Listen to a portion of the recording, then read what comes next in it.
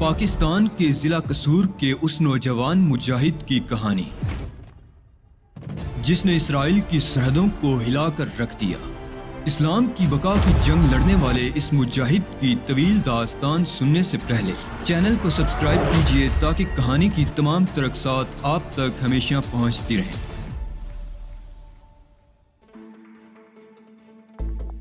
میں نے گہری سانس لے کر چابی میز پر ہی رکھ دی اور پھر ایک کرسی پر بیٹھ گیا۔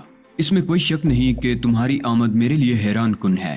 یہ بھی تعجب خیز بات ہے کہ تم نے میرا تعاقب کر کے میری اس رہائش گاہ کا پتہ لگا لیا۔ مجھے واقعی اندازہ نہیں ہو سکا تھا، لیکن یہ سب مفید ثابت ہوا ہے، ورنہ مجھے بڑی پریشانیاں اٹھانا پڑتی۔ ریٹا نے کہا۔ کیسی پریشانیاں؟ میں نے پوچھا۔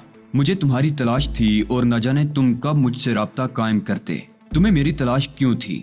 کوئی خاص بات ہے؟ ہاں، وہ گہری سانس لے کر بولی۔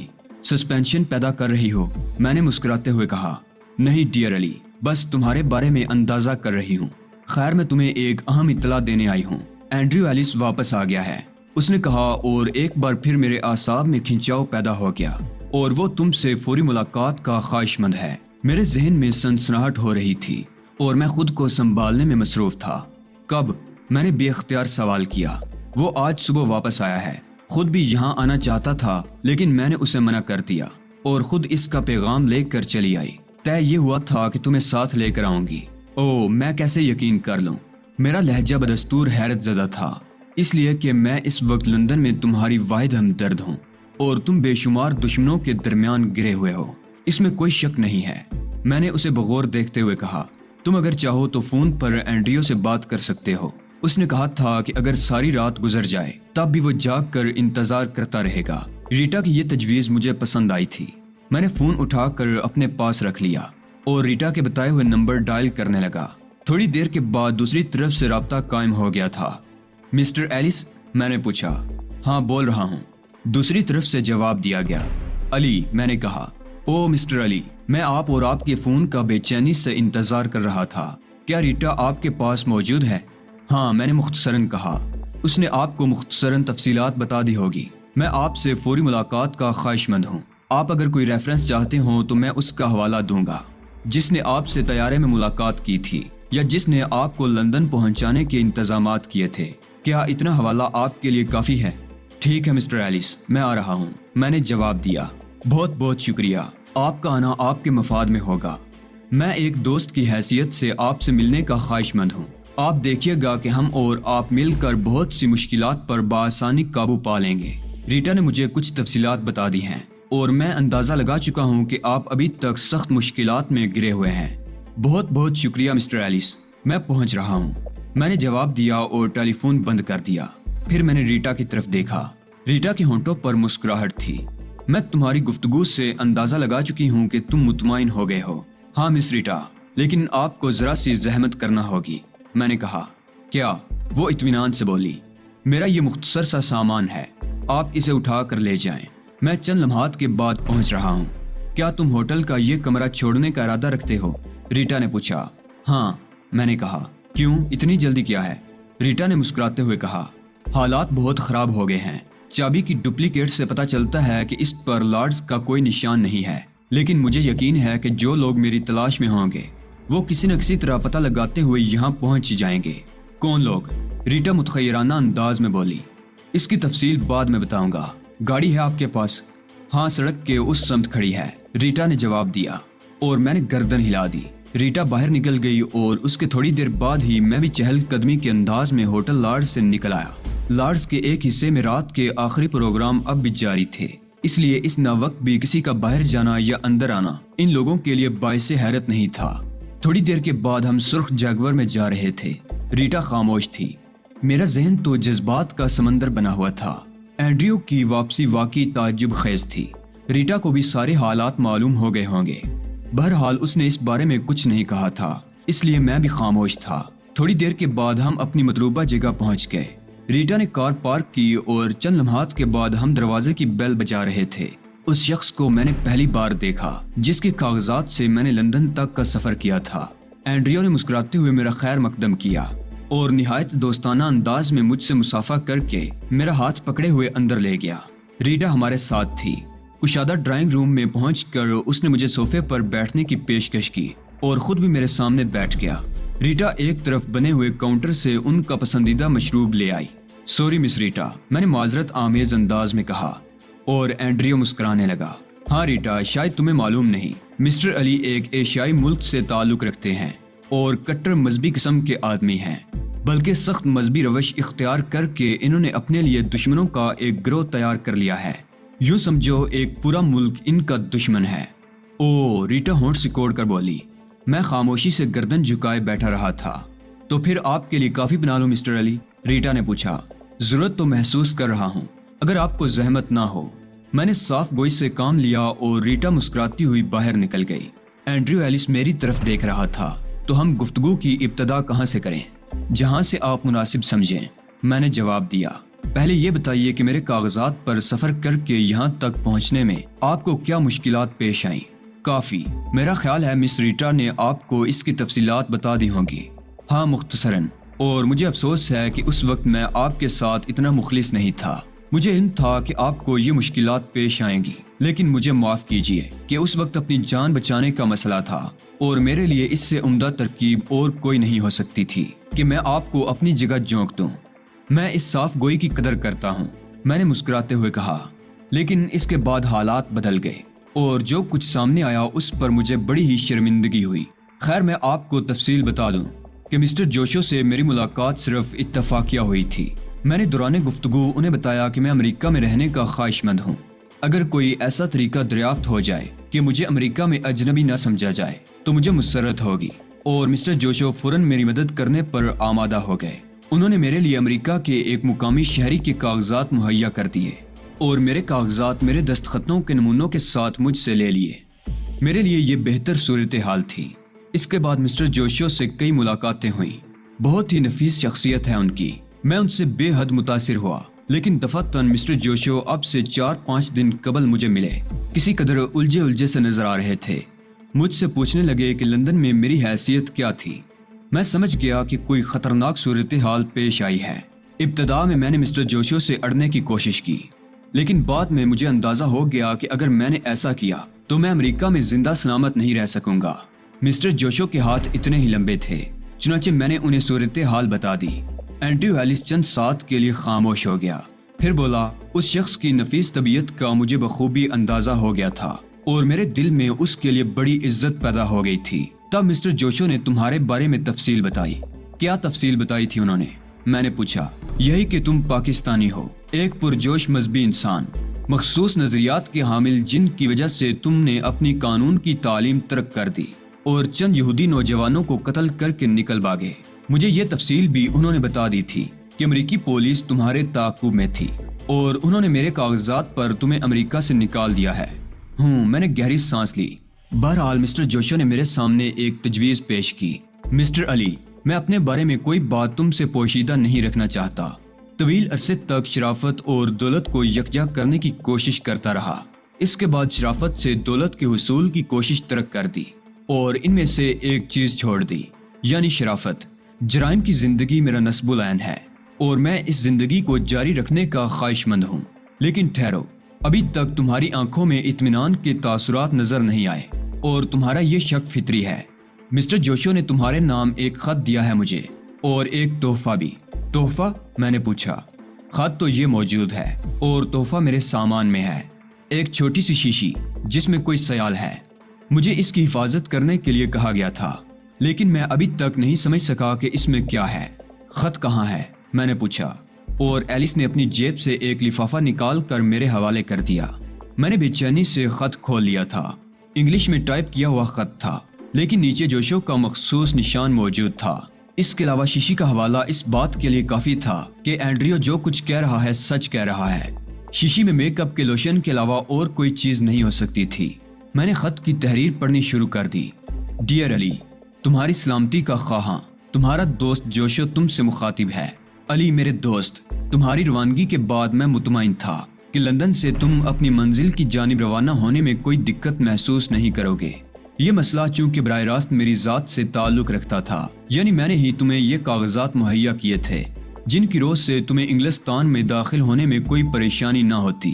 لیکن تھوڑے ہی دن کے بعد حالات نے مجھے بتایا کہ تمہاری مشکلات کا سفر ابھی طے نہیں ہوا ہے۔ مجھے علم ہوا کہ اینڈریو ایلس نامی شخص لندن کا ایک اہم جرائم پیشہ آدمی ہے اور لندن پولیس کو مطلوب ہے۔ چنانچہ میں نے اس شخص سے رابطہ قائم کیا اور اس سے اس کی حقیقت اگلوا لی۔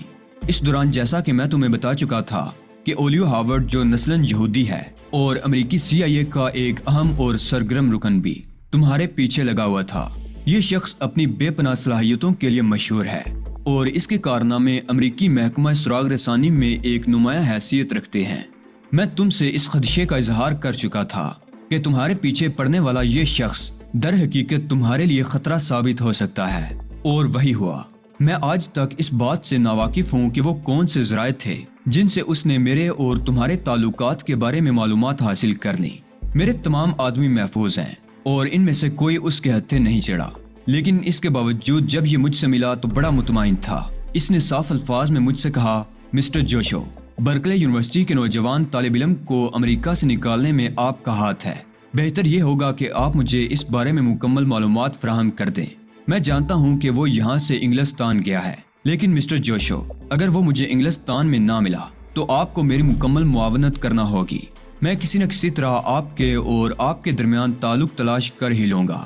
میرے ہاتھ بھی بہت لمبے ہیں علی، میں اس شخص کے وسائل کو اچھی طرح جانتا ہوں اور یہ بھی جانتا ہوں کہ وہ کتنا کینہ پرور آدمی ہے۔ چنانچہ بظاہر تو ابھی میرے لیے کوئی خطرہ پیدا نہیں ہوا، مگر ممکن ہے حالات کوئی سنگین رخ اختیار کر لیں۔ اس صورت میں ہمیں بے حد محتاط رہنا ہوگا۔ خیر، امریکہ میں ہم لوگ اتنے کمزور بھی نہیں ہیں، اس لیے میں اس شخص سے خوف زدہ نہیں ہوں۔ میں اپنا تحفظ بآسانی کر لوں گا، لیکن میں تمہارے لیے پریشان ہوں۔ مجھے افسوس ہے کہ تمہیں انگلستان پہنچ کر بھی مشکلات کا سامنا کرنا پڑا ہوگا، اور اس میں اینڈریو ایلس کا قصور ہے۔ میں امریکہ میں اس شخص کا جینا حرام کر سکتا تھا جس کے بارے میں نے اسے اطلاع دے دی، اور اسے اس بات پر تیار کر لیا کہ وہ کسی نئی حیثیت سے انگلستان چلا جائے اور تمہاری مدد کرے۔ تب اس نے کہا کہ وہ انگلستان جا سکتا ہے کیونکہ خود اسے بھی وہاں ایک کام ہے۔ اس کی خواہش ہے علی کہ تم اس کی مدد کرو، اور میں سمجھتا ہوں کہ اس میں کوئی حرج نہیں ہے۔ اس سے مناسب شرائط طے کر لو اور اس کا کام کر دو۔ یہ انگلستان کا باشندہ ہے اور یہاں میں نے اس کی شہرت پر ہاتھ رکھ دیا ہے، اس لیے تم سے دغا نہیں کرے گا۔ میں نہیں جانتا کہ ہاورڈ نے ابھی انگلستان کا رخ کیا یا نہیں، بہرحال وہ تمہارے تعاقب میں ضرور آئے گا، اس لیے ہوشیار رہنا بھی ضروری ہے۔ پنگلی کا تحفہ بھیج رہا ہوں، تمہارے کام آئے گا، اسے وصول کر لو۔ تمہاری بہتری کا خواہاں جوشو۔ دوسری بار خط پڑھ کر میں نے اس کے پرزے پرزے کر ڈالے اور ایلس نے لائٹر نکال کر میرے حوالے کر دیا۔ پھر بولا، وہ باتھ روم ہے، اس کے نشان مٹا دو۔ میں شکریہ ادا کر کے اٹھ گیا اور باتھ روم میں جا کر خط کے پرزے بیسن میں ڈالے اور ان میں آگ لگا دی۔ اس کام سے فارغ ہو کر آیا تو ریٹا کافی لے آئی تھی۔ کافی کے چھوٹے چھوٹے گھونٹ لینے کے بعد میں نے پوچھا، ٹھیک ہے مسٹر ایلس، میں مطمئن ہوں۔ آپ کس نئی حیثیت سے اب انگلستان آئے ہیں؟ ہاں، اب تم مجھے گراہم کے نام سے پکار سکتے ہو۔ ویسے مجھے حیرت ہے کہ اسکاٹ لینڈ یارڈ نے ابھی تک تم پر دوبارہ ہاتھ نہیں ڈالا۔ ویسے تم نے ریٹا کو خوب دھوکہ دیا، اس سے تمہاری ذہانت کا پتہ چلتا ہے۔ مجبوری تھی ایلس، میں نے رسمی انداز میں کہا۔ ہاں، لیکن فوری طور پر تم نے جو کہانی سنائی وہ بھی بہت خوب تھی۔ میں نے امریکہ میں تمہارے بارے میں بہت سی معلومات جمع کی ہیں۔ امریکی اخبارات نے تو تم پر اداریے لکھے ہیں اور تمہارا پورا شجرہ نسب بیان کر ڈالا ہے۔ گین ملر جیسا شخص تمہارے ہاتھوں مارا گیا۔ امریکہ کے جرائم پیشہ حلقے میں تمہارے کچھ عقیدت مند بھی پیدا ہو گئے ہیں اور وہ در پردہ تم سے ہمدردی رکھتے ہیں، کیونکہ گین ملر معمولی مجرم نہیں تھا۔ وہ سب گزری ہوئی باتیں ہیں مسٹر ایلس، ہمیں حال کے بارے میں گفتگو کرنا چاہیے۔ جوشو نے مجھ سے کہا تھا کہ اس نے اپنے خط میں میرے بارے میں کچھ ہدایات لکھی ہیں۔ یہاں صورتحال میرے خلاف ہے مسٹر اینڈریو ایلس، لیکن اگر ایسا نہ بھی ہوتا تب بھی جوشو نے جو آپ سے وعدہ کیا ہے اسے پورا کرنا میرا فرض ہے۔ میں آپ سے ہر تعاون کے لیے تیار ہوں، لیکن اتنا سوچ لیجئے کہ میری قربت آپ کے لیے بھی خطرناک ہو سکتی ہے۔ وہ کس طرح؟ ایلس نے پوچھا۔ ہاورڈ کے بارے میں کچھ جانتے ہو؟ میں نے جواباً سوال کیا۔ بہت کچھ، لیکن براہ راست نہیں۔ جوشو کی زبانی مجھے یہ بھی معلوم ہوا ہے کہ وہ تمہارے پیچھے پڑا ہوا ہے۔ صرف پیچھے نہیں بلکہ وہ میری شہر اب تک پہنچ چکا ہے۔ کیا مطلب؟ ایلس نے چونک کر کہا۔ مس ریٹا شاید مجھے تلاش کرتی رہ جاتی اگر میں ہاورڈ کے 2 آدمیوں کو قتل کر کے اس کے چنگل سے نہ نکلاتا، میں نے کہا، اور ایلس کی آنکھیں تعجب سے پھیل گئیں۔ وہ سنبھل کر بیٹھ گیا۔ یعنی یہ کب کی بات ہے؟ ایلس نے پوچھا۔ آج کی، اب سے چند گھنٹے قبل کی۔ میں نے کہا، خدا کی پناہ، مجھے کچھ تفصیل بتاؤ۔ وہ انتہائی حیرت زدہ نظر آ رہا تھا۔ میں نے اسے اخبار کے اشتہار سے لے کر اب تک کی کہانی سنا دی۔ ریٹا اور ایلس دلچسپی سے یہ کہانی سن رہے تھے۔ میرے خاموش ہونے کے بعد بھی وہ دیر تک میری کہانی میں کھوئے رہے تھے۔ اور تم اس خطرناک شخص کے چنگل سے نکل آئے۔ واقعی بہت بڑی بات ہے، معمولی کام نہیں، لیکن ہم اس بات سے خوف زدہ نہیں ہوں گے۔ میں جو تجویز تمہارے سامنے پیش کرنا چاہتا ہوں اس میں کئی فائدے ہیں۔ مجھے یقین ہے کہ اسکاٹ لینڈ یارڈ نے اولیو ہاورڈ سے تعاون کیا ہوگا، یا ممکن ہے CIA کا نمائندہ ہونے کی حیثیت سے اولیو ہاورڈ نے یہاں کی پولیس سے خود کو روشناس نہ کرایا ہو، کیونکہ یہاں اس کی موجودگی کو تشویش کی نگاہ سے دیکھا جا سکتا ہے۔ لیکن اس کے باوجود اولیو ہاورڈ جیسے لوگ کم از کم انگلستان میں اپنے لیے بہترین ذرائع ضرور رکھتے ہیں، لیکن ان ذرائع سے وہ انگلستان کی زیر زمین زندگی کے خلاف کوئی کام نہیں لے سکیں گے، اس لیے کہ اولیو ہاورڈ کا اس سے کوئی تعلق نہیں ہوگا۔ میرا خیال ہے میری یہ تجویز تمہارے لیے بہت سود مند ثابت ہوگی۔ کیا تجویز؟ میں نے سوال کیا۔ ایک دلچسپ کہانی ہے مسٹر علی، جس کے لیے تفصیل کی ضرورت ہے۔ میں صرف یہ جاننا چاہتا ہوں کہ جیسا کہ آپ کے لیے مسٹر جوشو نے پیغام بھیجا ہے، آپ میرے ساتھ مکمل تعاون کرنے کے لیے تیار ہیں؟ ہاں، یقیناً، مجھے اس پر کوئی اعتراض نہیں ہے، اور اس کی دو وجوہ ہیں۔ میں نے کہا، وہ کیا؟ اینڈریو نے پرمسرت انداز میں پوچھا۔ مسٹر اینڈریو، آپ جانتے ہیں کہ انگلستان میرے لیے اجنبی ہے۔ میں یہاں پہلی بار آیا ہوں اور اس قدر وسائل اور معلومات نہیں رکھتا کہ یہاں کی پولیس سے بآسانی چھپ سکوں۔ ان حالات میں آپ کا سہارا میرے لیے خاصا سود مند ہوگا، اور پھر میں مسٹر جوشو سے بے حد عقیدت رکھتا ہوں۔ انہوں نے امریکہ میں میرے لیے جو کچھ کیا، اس کے بعد اس بات کی کوئی گنجائش نہیں ہے کہ اگر وہ کسی سلسلے میں مجھ سے کوئی فرمائش کریں تو میں اسے رد کر دوں۔ دیگر یہ کہ آپ کے ساتھ جو بھی کام مجھے کرنا پڑے گا، ممکن ہے اس کے ذریعے مجھے کوئی مالی مفاد بھی حاصل ہو جائے۔ ممکن نہیں مسٹر علی، بلکہ یقیناً، اور مالی مفاد بھی ایسا ویسا نہیں۔ میں آپ کو جو کچھ بتاؤں گا اسے سن کر آپ کی آنکھیں تعجب سے پھیل جائیں گی۔ میں بھی ایک بہت لمبا پلان لے کر آیا ہوں۔ جرائم کی زندگی میں قدم رکھنے کے بعد اب اس سے پہلو تہی ممکن نہیں ہے۔ ہر چند کی ریٹا میری اس کارکردگی کے خلاف ہے، لیکن موجودہ صورت سے وہ بھی کسی حد تک مطمئن ہو گئی ہے۔ چنانچہ اب مجھے کسی بات کی پرواہ نہیں ہے۔ ہاں، تو میں کہہ رہا تھا کہ اس سے ہمیں بہت بڑا مالی مفاد حاصل ہوگا، اور میں نہایت ایمانداری کے ساتھ اس میں سے آپ کا حصہ الگ نکال لوں گا۔ اینڈریو نے کہا، مجھے اس بات پر یقین ہے۔ میں کہہ رہا تھا مسٹر اینڈریو کہ اس مالی مفاد کے حصول کے بعد میں انگلستان سے نکل جانے کی کوشش کروں گا، اور یقیناً اس سلسلے میں آپ میری مدد کریں گے۔ مدد کا کیا سوال ہے؟ جو حیثیت آپ کو مل جائے گی مسٹر علی، اس کے بعد آپ کے لیے انگلستان اور اس کے قرب و جوار کے علاقے اجنبی نہ رہیں گے۔ آپ جہاں چاہیں گے جا سکیں گے۔